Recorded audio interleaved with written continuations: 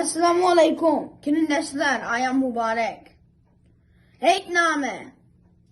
Kökciyekten altın nurlar yığılğanda, altın pislak, altın aydek kıyılğanda, mahallede nahra sunay çelinğanda, heytimizni keldireymiş şartlanımız.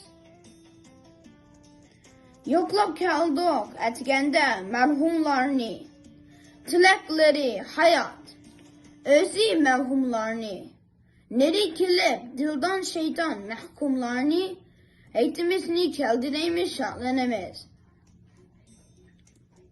Apak başlık babam, mamam kündek iken, nevrisiyiz, çeverleri kumdek iken, uluqlarga salam verip dua aldık, heytimizni keldireymiş şartlanımız.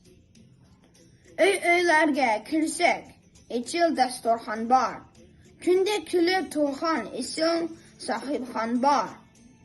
Ak köngülde bəhet digen bir hakkan var, heytimizni keldireymiş şartlanımız. Rahmet.